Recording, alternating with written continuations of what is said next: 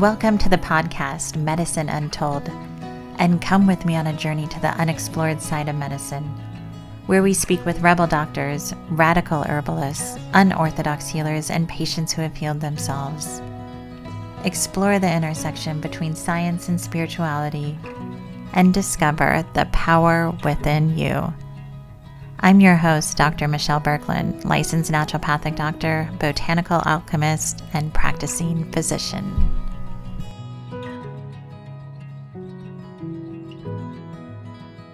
Hi, everyone. I'm Dr. Michelle Berkland, and welcome to the podcast, Untold Medicine. Today, we have Lauren Mahana with us today, and I'm going to read you your bio, her bio, and we can kind of get into some questions. So Lauren is a gifted intuitive healer, birth doula, and host of the podcast Magic on the Patio. She is also the co-author of Labor Like a Goddess, a fearless guide to preparing for the 7 gates of pregnancy and birth. And Lauren has a passion for integrating different forms of healing to create a truly holistic experience for birthing families. She also has a powerful drive to help heal the wounds of the collective through the creation of sacred birthing spaces. So welcome, Lauren. I'm so excited to have you on today. Thank you for having me. Gosh, listening to my bio is always so interesting. You can tell that I have a Gemini moon with that very, very long sentence, that run-on sentence. Yeah, I'm excited to hear more. I mean, to start, I want to hear about how you found your path to healing Oh, and yeah. how it came in for you. Yeah, how it was birthed. So I was gifted my first tarot deck, and I always forget if it was the summer before high school, so I think it was like 14, 15. And it kind of made me go down this little rabbit hole of the connection to my own intuition and to source and spirit or universe. And it started fairly young. And once I moved into my early 20s, I started down the classic Reiki route, getting trained in energy work. And it kind of led me on this self discovery of the mind, body, and soul. I was kind of training to be an herbalist. I worked in an herb shop, so I was working with naturopaths and acupuncturists and seeing how connected the physical body is to our spiritual well-being. And that was something that was always kind of separate, in my Western mind of those are two separate things. And that was in my mid 20s. And by that point, I had started realizing, and I was getting a lot of clients coming in that were pregnant. And I was like, oh, this is such a fascinating world of pregnant people and how they're carrying another soul with them. And it kind of sat in the back of my brain for a few years. And then I ended up getting pregnant with my first, and it popped back in of, oh my goodness, spirituality is not just an individual experience, it is an ushering in of the collective. And so I ended up in my mid to late 20s taking on all of my different spiritual aspects. So tarot, astrology, herbalism, energy work, and kind of wrapping it into doulaing at the same point. And it turned into this kind of collection of all of these different facets of spirituality into kind of like a little mini business type thing of what I do. And so throughout my 20s, I was exploring on what all of that was. And now that I am officially 40 years old, I can say I am all of those things at the same time. And it's pretty awesome. So that's my long-winded thing of my journey of who I am and my spiritual self. But yeah, it started when I was a kid and just kept moving forward every year. Kept acquiring different skills and different things that have kind of crossed your path, and now you utilize all of them. All of them wrap into one. I'm actively not birth doulaing. I do have pregnancy clients that work through the book here and there. But the skills that I learned while being a birth doula still are ever present in my in-person sessions. So the caregiving, the nurturing, the space holding, all of those skills have really integrated into what I do, any sort of energy work and any sort of space holding within my community, which is pretty awesome. Yeah. Yeah. I mean, that's a really powerful skill to have, Yeah. and the way you acquired it is incredibly powerful. I mean, that's not for the faint of heart to go in there and to hold that space Yeah. for women too. Yeah. And it's fascinating you know, birthing a child is a different experience all the time, right? Every birth is different. No matter how many children, how many pregnancies you have, it's always a different experience. But even for doulas, it's like every birth is completely unique and what that does. And same with midwives, I'm assuming, and obstetricians, but you never know what's going to happen. And there's something that forces you to not just think on your toes, but also be really connected to your intuition because you truly don't know how the experience is going to go. And so when you're working in the birth world, it is so innately impactful to have that tether to your own intuition and to your own gut kind of feelings, but also connected to source. It allows the experience to be so innately spiritual, but very, very grounded. Yeah, and were you a birth doula before you became pregnant? Like, were you working on that, or did that come? That came after for me. It was like right Okay. after. So I was thinking about it because that was me every year deciding to take on a new task, a new role of like, oh, well, I do this. I took that class. I took that course. What else am I going to do? And I was already in the process of starting. And then I ended up getting pregnant. And it was one of those things where I was like, ew, I don't think it's time for me to continue the training more than just be. And then after I gave birth, I was like, oh, I need to do this because my first experience, overall looking at it, was very magical for a hospital birth, very supportive, but also a lot of boundaries were being pushed. And it made me go, if I did not have a really, really supportive partner and who understood the medical system, how do other people do this? And it really kind of stuck with me that, like, oh, pregnant people need support in that birthing room and they need someone that's going to be their advocate. You can only be Mhm. your advocate, but you also need someone who's going to speak for you in certain situations. And that really was where I was like, ah, oh, this is innately part of who I need to be, is the voice for someone who cannot speak for themselves. Yeah, Yeah. yeah. And it seems like during that process too, I mean, while you were pregnant, you co-authored this book. That is baby number two. Yeah. Oh, okay. Yeah. Yeah. Pregnancy was a time of birthing a lot of different things for me. So my first child, and then became doula, and then I like how I say got pregnant. Me and my husband planned a pregnancy. And while I was probably about 6-ish months along. It was really cool. I received a message from my co-author, Alex, on Instagram, who's like, oh my gosh, we do the same things. And I was like, cool, we should chat. And she had won a bid to like apply to how do we describe it, to present a book to Hay House, which was really cool. And she's like, I don't think I can do this alone, but we're almost the same. Like everything we're doing is the same, but like on two different coasts, like California, New York. And so we decided to put together a book proposal and ended up winning an award while I was like 6 months pregnant. And we were able to publish this book.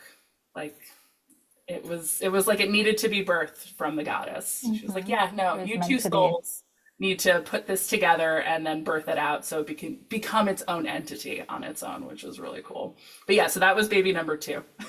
Birth the book. Yeah, and I mean it's so powerful that like you were going through that as you were writing it. So like Yeah. everything that you wrote about and the processes, especially kind of like the first time around, you were in it. So it's, I was living, yeah, I was living that experience. And then funny enough, Alex, my co-author, ended up, she became pregnant right at the tail end. So it oh was this wow, like, yeah, okay. so I Yeah. was actively pregnant while we were creating and writing and like putting the chapters together and submitting and all that kind of stuff. And then she became pregnant right when we won the award, and then like basically started putting the book out, and then I gave birth.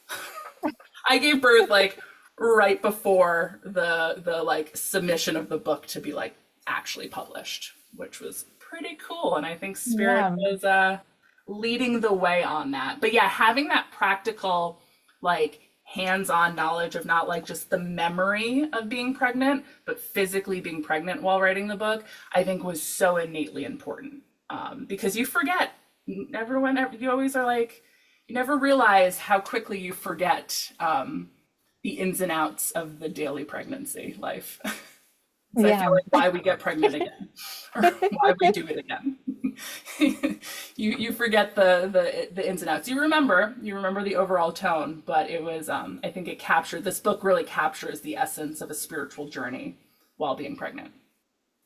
Yeah, and I can feel that definitely too. And I guess our listeners are probably wanting to know more about this book as we kind Yeah. of discuss it and what's going on. And to me, I mean, a lot of how I practice is mind body medicine. To me, they're connected. So everything I do physically, I discuss on a different level. And Hmm. in your book, I can really feel that too, especially through how you describe like the seven gates. What is it? The seven gates of, or the seven The seven gates of emotional. transformation. Yes, Yeah. thank you. It's like it's pregnancy, you know? Yeah, no, it's how to prep.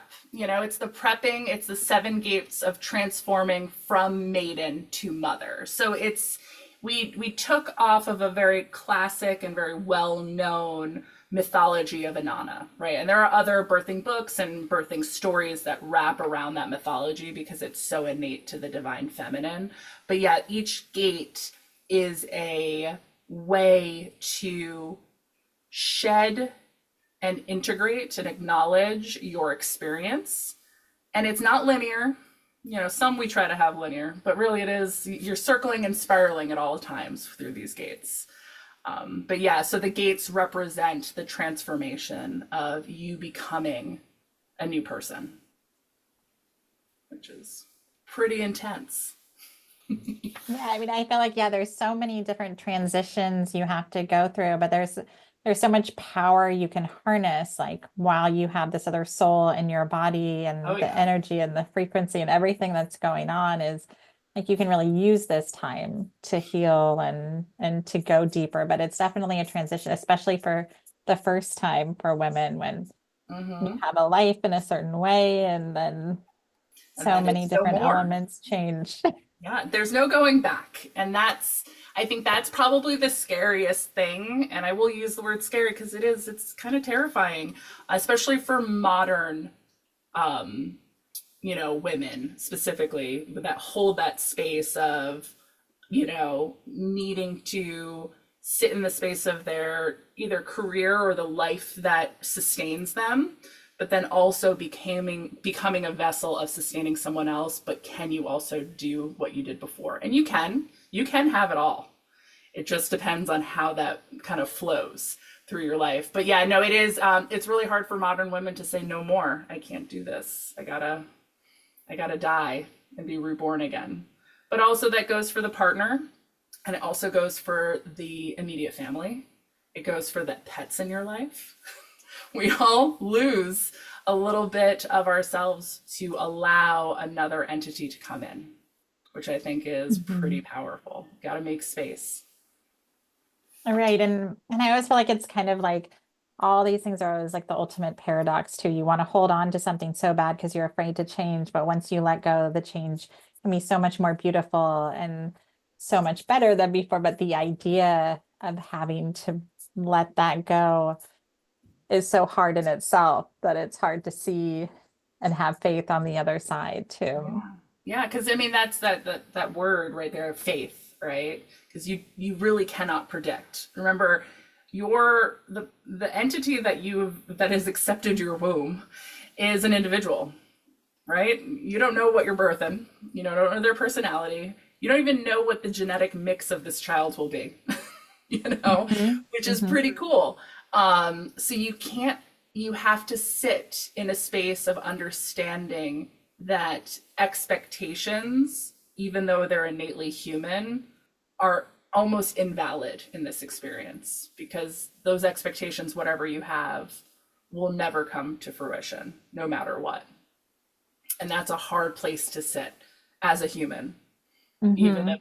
a semi-actively healing human. That's why these gates are Definitely. so important for every aspect of life. But I was sitting with the idea of just making making something or creating something. So this is my false expectation, but more just a manifestation or an intention setting of creating a structure or system that people can use to acknowledge this experience. And that's really it. Acknowledgement is the first step. And that's where you'll see the difference of no matter what your birth is, no matter how traumatic it is on the physical end, if you sit in a space of wonderment and hope and faith that you'll come out on the other end, whatever that trauma is will be able to be integrated and not become traumatizing. Because it is a traumatic experience. No matter what, there'll be trauma. It depends if it will be traumatizing or just a traumatic event. And I think these Mhm. gates give people the opportunity to work through that, which I think is pretty cool. Yeah, no, I think it's a beautiful book too, and I'm so glad I came across it Yeah, um, I was going to ask, during how this did you class. find it? I was looking up a whole bunch of different things on how to remove intergenerational trauma and this and that, and it was kind of a long rabbit hole. And I was like, "Oh, what is What this?" is And this book? so I went into it, and it spoke to me on so many different levels too. So Cool. yeah, I don't know how I found you, but I did kind of A through all good those Google searches. search can save the day. No, it's been really fun to basically gestate something, right? Co-gestate and then birth something and then let it kind of be. Books are interesting. You either actively participate in its expansion or you kind of let it be because it's not really a business. You just have to decide how active a role you're going to be as a parent. And this book was one of those things where it felt the need to just take a life on its own. And it's been so fun to see the people who find it. There are people from we're very big in Denmark, I guess, which is very interesting. Sweet. But it's been really fun because I'll get like emails and being like, yeah, like it's like one of the best birthing books in Denmark. I'm like, wow, this is so cool. I didn't know we would have a reach there. But also just being like, good job, baby. Like we helped create you and now you're off healing and actively participating in people's journeys. And I think there's something so fascinating within being able to walk through the gates in so many different ways of it being, yes, a pregnancy, but also relationships, projects, people in your life. These gates are tools that you can use in every facet of your life, which I like. Makes Yeah. it makes it makes it accessible, Hmm. accessible healing. But I was going to ask you, what gate are you on? I'm kind of all over the place. Like I'm Are back and we, forth. we're spiraling? Yeah, I mean, I'm also reading like about the energetic birth plan, right? Which Oh I yeah, believe 100% it comes from energy, but with me also too is I like to know that I can change things in my body, right? Like I can put yeah. myself in a meditative state, I can do things, but also it's finding that balance of saying this isn't just my experience Hmm. anymore. Yeah, It's And you're the the other soul. vessel of this child's, and but that's really, yeah, so that's actually cool to think about. One, not using the gates linear or whatever, but using them as a spiral, right? So kind of coming back and forth and moving within in a grounded way. But the energetic birth plan is so cool because what it does is it allows you to set yourself up for kind of spiritual success. It gives you the grace of having mistakes or not being perfect. And that innately is so important within a birth because you are completely out of control. As the person who is innately in control of the body, you are out of control of the entire scenario and of what the baby's descent is going to be. So there's this idea of creating a plan or a loose structure that gives you the grace and the space to fail within. And I Mhm. like that. I like failing for success because sure, you might not even get the doctor you wanted if you're having a hospital birth. Your midwife might be sick that day. If you have a doula, they might be in a crappy mood, but still great, but who knows? Your partner might end up being a fainter. Who knows? Like there's Right. so Yeah, many different there's things. a lot of And then you variables for also don't another. know how the baby is going to descend. The timeline sometimes, which is I've actually found really the most fascinating thing in the doula world because it's coming more from a holistic, natural base, natural base. And it's like, well, I want a 12-hour labor that precedes calm and then builds, and then there's waves. And it's like, cool. But maybe you have a rapid birth and this baby needs to be out at the time that it needs to be out. So, how are you going to pivot to allow yourself to have a lengthy, rapid pregnancy or labor? Where you can go, you know what, actually 3 hours was just enough. And I still had the experience of building within a shorter amount of time. So that's the cool thing about the energetic birth plan. And you can fill it out however you like because, when you were working within the system of either a hospital or even like a midwife and doula, they'll ask you your birthing plans. Like, do we want to be medicated? Are we okay with emergency? Oh, obviously, hopefully, emergency C-section. But like, are you okay if it's a C-section? Who's going to be in the room with you? Are there hard no's of certain things? And you never know what's going to occur. And in that moment, allowing yourself to understand that fear will be the thing that creates the unhealthy boundary. Sometimes we do have to say yes to the medicine. Sometimes we do have Mhm. to say yes to the hospital or or the C-section. Sometimes, and that's, listen, your baby needs to be born in a certain way. And Mhm. that's also an expectation. You become parent that day. You become mother, you become the caregiver of this soul. But honestly, it's your baby's first big dance recital. So it's however they want to, flip through the world, and you're just there to catch them. So yeah, that's just me pontificating. No, I love that part too, because in your book you talk about, how like this is like their soul's path and how Mm-hmm. they enter the world is part of their karma and Yep. what they need to go through. And I 100% believe that too. That's why Cool. no matter what, I'm not attaching to anything during that time. And so Yeah. I completely believe that part. Like this soul is in me because it's supposed to be, and It it's shows gonna come you. out.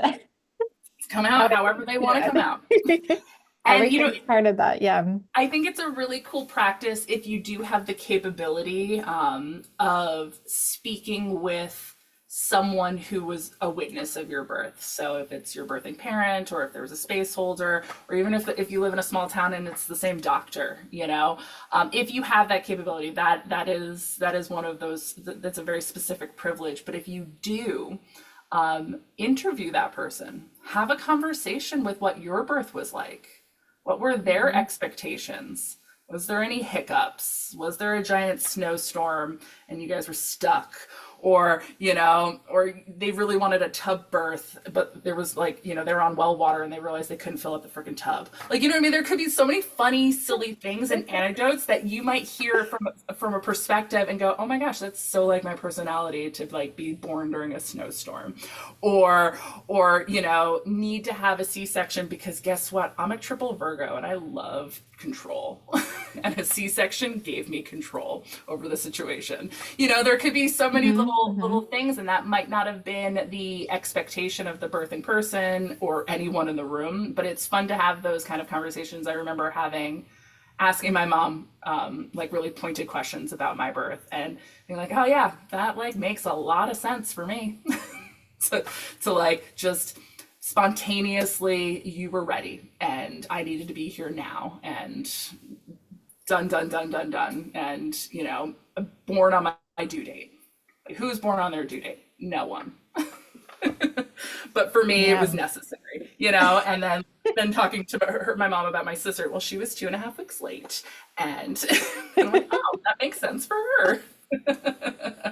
But those are really fun conversations to have because what they can do is it gets you out of the individualist mindset of your labor, even though that every single labor is its own unique experience, it's still a universal truth, right? So everyone has this unique experience. So why not do some data collection, especially if you have an analytical mind, You're like, oh, I need to like talk to a bunch of people about their births so that I know that like whatever happens to mine, someone else's was crazier or someone else's was nicer or this was like that. It gives you that like leeway of being comfortable within your own experience. So yeah, I think that's probably like one of my favorite things that this book can offer is giving you the language to have communication with other birthing people.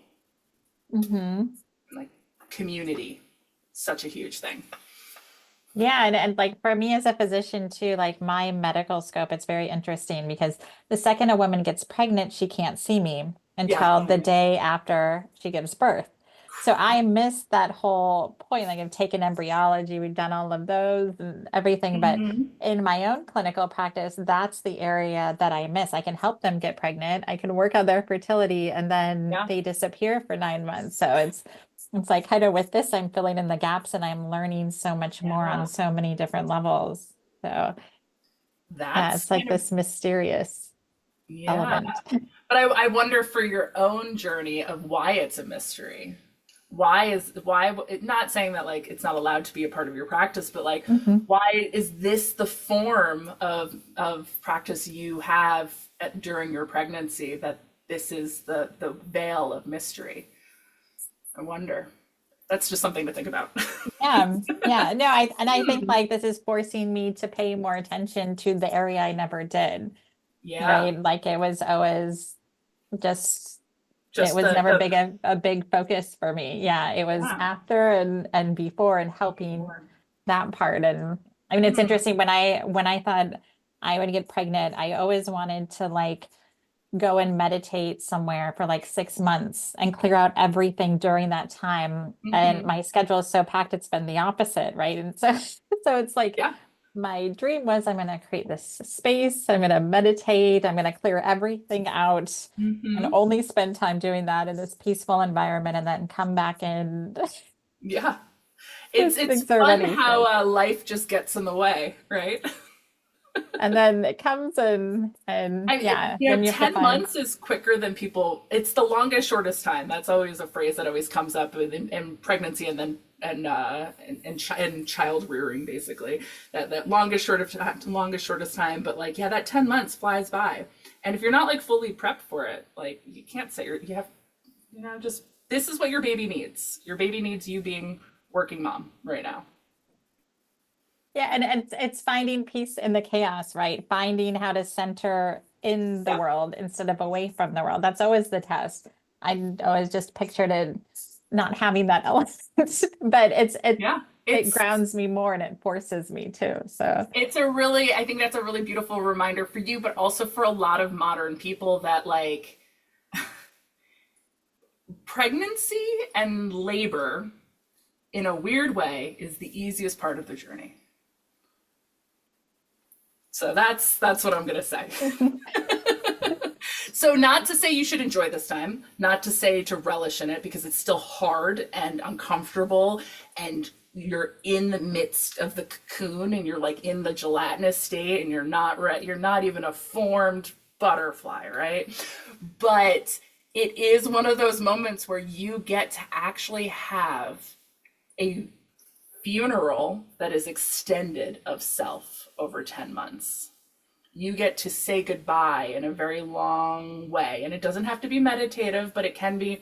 You will never be like this in this moment, right here and right now. Because in a couple of months, it's going to be completely different. Baby.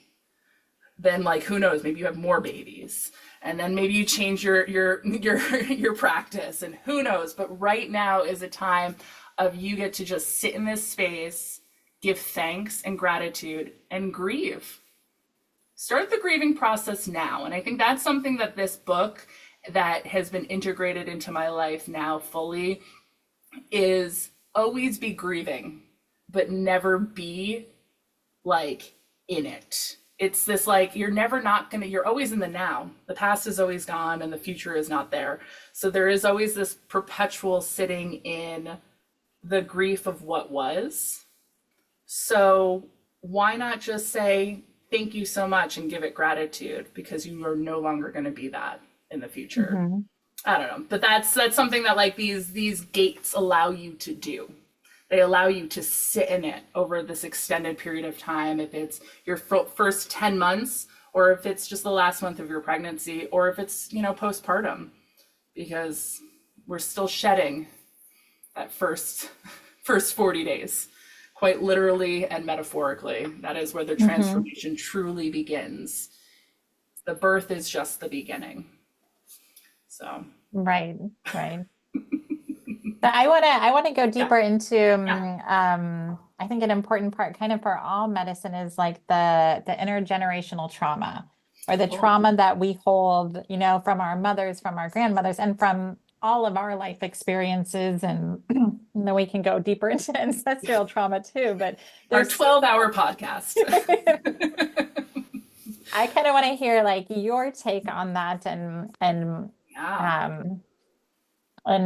what are your beliefs around the trauma that's held and how it's passed down to through the baby. And it's so interesting because there's so many new studies too. So I mean, it would the scientific area is one of my favorites. As a non-scientist who's married to a scientist, it's really fun to pretend like I'm a scientist. My husband's a microbiologist, so all we talk about is the gut microbiome, which is literally generational, which is just so fun. But I think the genetic and the physical exchange of your genetic material within generations it is literally a proof of the spiritual journey. That is how I see epigenetics. It's proof of the tangible spiritual karmic journey. And you can see it with, I was in my grandmother's womb, right? So were you. And the fact that if my grandmother was famined, was harmed, was sitting in a space of unworthiness, how did that go to my mother and then to me? Or in opposite, was actively healing, was working through trauma, was able to leave a situation that made them uncomfortable. How did that transform into my mother and then to me? So how does that live on the spiritual and the physical, realm? So for me, my belief system is we hold the base fears of all of our ancestors. That's the genetic code. The base fears create the evolutionary change, creates us to be a better version of our physical self, or protective, right? Or a protective version of ourselves. The spiritual aspect that is passed down is the tool that can then change the physical. So when the karma is passed down, when the spiritual past life trauma is passed down, every generation is given a certain amount of tools to then fix, heal, or integrate and move on that kind of cycle. So that's kind of my belief structure. I think it's all kind of melded into one, and I think you can work through that in every different way. You can do it through mind, body, soul work with, working with a naturopath and healing yourself through your gut microbiome. You can do that through energy work, through doing past life journeys, through doing kind of integrative inner child work. You can do it through a mental health journey and working through the emotional trauma. And my hope for most people is that you do all three, because that's a wham bam thank you ma'am, get it all out of the way. But there's all of these different avenues of really exploring your karmic genetic wounds. And I think every generation on a whole is given very specific tools and mindsets to allow that to occur. And I think we can really see that play out specifically in the Western kind of generational splits of like the boomers, like silent generation, the boomers, Gen X, millennials, and Gen Z. We can really see the arc of the generational healing and how it can be rapid and then it can be very slow. So it's similar to, genetic evolution. But yeah, I guess that's what I think about it. And I think that the goal is to always be actively healing as far as you can go, because you might not be able to take it all the way to the end. And that is why we keep procreating. The next generation adds on and keeps moving and moving forward towards whatever enlightenment we believe in. How does that? Yeah, I mean, how does that feel? no, I agree with you completely on that. And I think to me, like I never dug in personally into the intergenerational part until being forced to look at it during pregnancy. I think a lot of people, I mean, anybody can at any time in their lives, especially if they know their family history or, what's occurred and how that affects them. And so I think it's like a huge part, especially in pregnancy, if you can use that and transmit that energy and work on it For sure. during this time. Yeah. But I have Yeah. so many patients too that, have trauma or went through different things or their parents did. And it's such a huge component and a push that to help release that and takes many different ways and Yeah. methods to do it as That's well. interesting. It brings up for me, there was the famine studies in epidemiology where they were taking in, they were looking at the genes of people like the Irish famine and how that obesity has been rising. And that has been the fact that people who are, 4 generations removed now are of a larger cell mass because the first generation of famine were so famished that they needed to protect themselves and their body to retain more to survive. And I see that as like a really fascinating, beautiful thing, right? Our body was creating a scenario to heal. But then we put on top of that emotional trauma of, is that actually okay to say be a bigger person, or if you're eating correctly, and what does the gut microbiome say, and how is that all interplaying? And what it does is it allows the body to heal the past, but then also in a weird way harm the future. And what our mental health and our spiritual journey can do is link the two, is accepting what our physical form actually is and how to actually heal it in a way that isn't about the gene expression, but about thanking it for what it did. And that's just, that was something that I had been looking at. And I just thought it was really fascinating of like, gosh, the bigger we're getting is because we were famined. And that's so sad, but also so cool. And so thank you for doing that for us. But also, we don't need that now. So how do we heal the little bugs that live in our guts to call in food that is nourishing and will heal those cells, but also give us clarity of mind and spirit. And I think that's a really cool, those are some, I should have put down the studies, but there's a couple of different studies through them. I think they were through Nature. I think they were published in Nature, but really, really, really cool about how the physical self can express healing, and how does our mind and our body and society allow that to heal. And it might take generations, and that's something too I also think that we have to think about of when it comes to intergenerational healing. It's not always all up to us as the individual.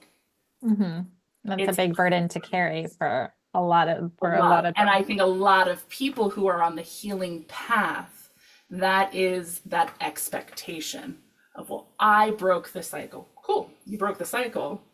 Maybe that's just it. You broke the cycle. You know, we can think of that with any sort of diseases, like say like alcoholism and things like that. Like, cool, like alcoholism was a part of this lineage. I don't drink anymore, but that doesn't mean that my future children do not have the gene. So what examples do you do and bring in to perpetuate a new cycle to be born? But maybe you are just the cycle breaker, and it's your children who are the ones who create the new paradigm. And so I think it gives us grace in looking back at unhealed generations, never excusing bad behavior, but also going, that's as far as they could go. I can go this far, and let's build upon it. But yeah, I think intergenerational trauma is fascinating because it's such a new science.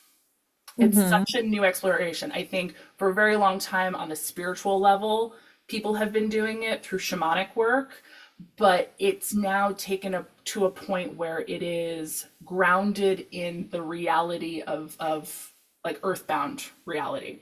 So there's I think it's just going to be a fascinating kind of science to explore over the next 20 years. And to see how it fits within your life. Maybe it's too much, especially when you're pregnant. How far do you want to go down the rabbit hole, right? How much work can you do, right? So, and that depends on your personality. But this is something I want to share while I'm on this. So when I was pregnant with my first child, she would not allow me to use any divination tools. I had to take literally 10 months off from using a tarot card or a pendulum.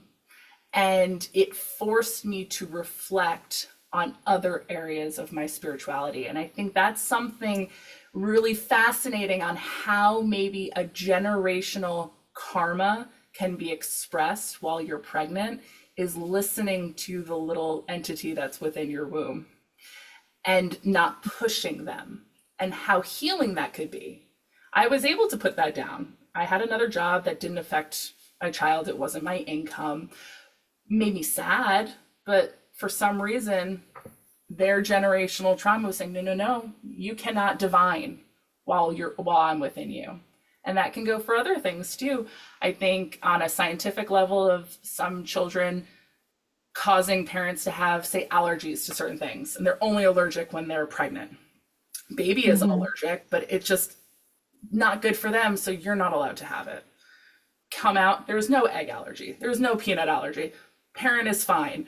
But during that moment in time, it says, absolutely not. We have to force you to stop, because I do not want you to perpetuate whatever genetic shit you're going to put all over me. But I thought that, I always tie that back into a real in time way of working with intergenerational trauma, is literally listening to the child within your womb and how powerful it is to respect their voice, and how healing that one little moment is. And yeah, you're human, you're gonna push through and pull a tarot card and then feel sick afterwards. You're gonna do that. You're gonna work too hard, you're gonna eat something you don't want to eat, but it's the accumulation of listening to them versus not. And I think that's such a foundational mindset to sit in when you're actively working with intergenerational trauma. Yeah. Yeah, I think that's a huge point too. I've noticed that like just in myself, my normally I get like a huge amount done and my brain works at a certain capacity and all these Yeah. different things. And it's been like my husband says it's a huge gift, right? Because I always have that balance. It's like the mind and the heart, and I always have to go with the heart, but it's this battle for a little bit before I get there. Yeah. But I've been so tired, the mind's been working and it's been more hard. It's been this huge gift, right? Mhm. But I can't. There's no other way You to literally do it. It's are, impossible. you're growing something inside of you. Like, it's exhausting. Take a But it's, break. yeah, and it But gives it you all these forces different you. signs, yeah, Mhm. to Yeah. go in the No. path that you need to for that time, for sure, And if whether you, you want to or not. yeah. And what it does is it also shows you your support system, right? So it shows you the fact that like your husband's like, yeah, no, like, listen, like, wow, they're holding space for me. Even in the simplest term is reminding me, yeah, like I shouldn't push myself. Or if you have a larger community or elders within your family doing the same thing of like, nope, we'll make dinner, we'll take care of you.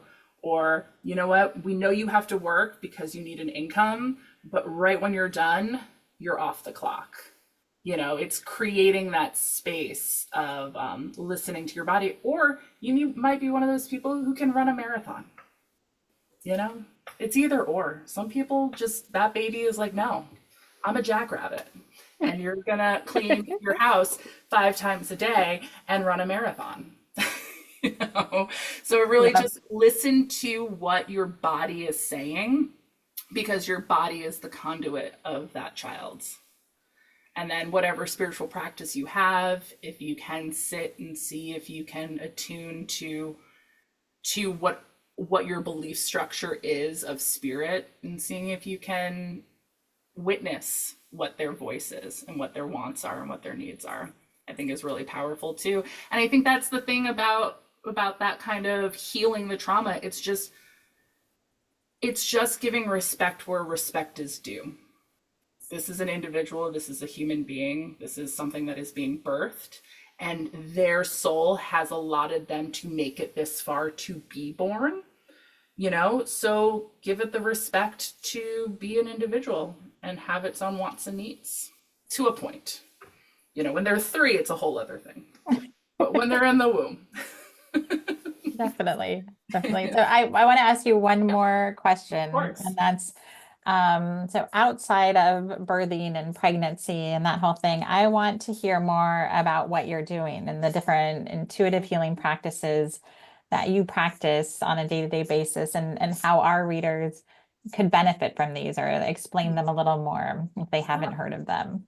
Course. So I am a traditional tarot reader. That's the basis of my clientele. So I read tarot and oracle cards and do a mild coaching model within that. So I'll have people that I work with monthly. And then I also do Reiki and energy healing on a more shamanic level.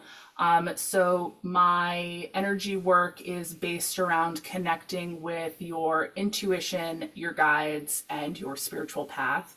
So I also hold in-person and virtual sessions for all of these things.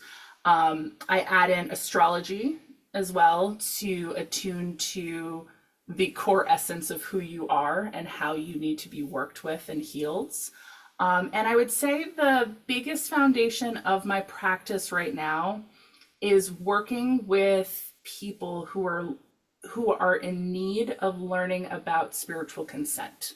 This is something that has been very, very important to me over the past few years of working with either healers or practitioners of any mind body fields about learning how to work with spirit and other people's intuition in a consensual way. It's been a passion of mine to bring people back from being scared or harmed or misguided in this realm, and that's been something that has been really important to me. So I've been hosting a a group called the Sacred Spiral, which is all about focusing on how to ground yourself into reality to give intuitive intuitive guidance in a way that is graceful, respectful, and not harmful. And that's been a really, really big thing for me. So classically, I am a tarot reader, astrologer, and I perform energy healing. And my core belief values and what I do is based around spiritual consent. And it's been really, really beautiful to sit with people who have been either harmed or misguided in this realm and give them their power back, which has been fun for me. So you can find me on my website, laurenmahana.com.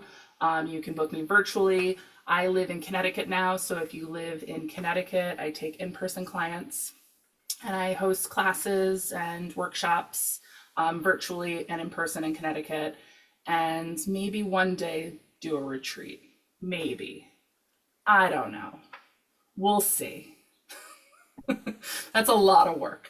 So that's who I am. I am an intuitive guide, and I use multiple different tools to help guide you through your experience. And yeah, I do pregnancy work, but no longer birth work right now.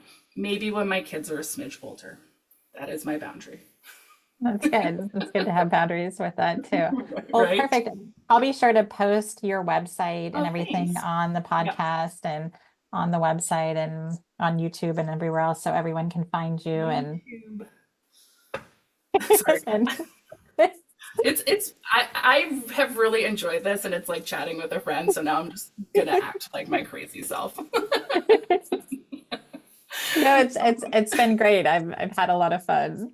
Awesome. So thank you so much No, for thank you. And these and then buy the book on Amazon. It's in print in perpetuity on Amazon. So I know it's Jeff Bezos, but I'll that's where put you can that, find it. I'll be sure to put the link on for that too. So everyone Perfect. can Yeah. find it. Yeah. It's always on print demand, which was pretty cool. So it'll always be out there. Nice. Okay, well, thank you very much. Thank you. And I will talk to you soon, hopefully. Okay. Take All care. right. Bye. Bye.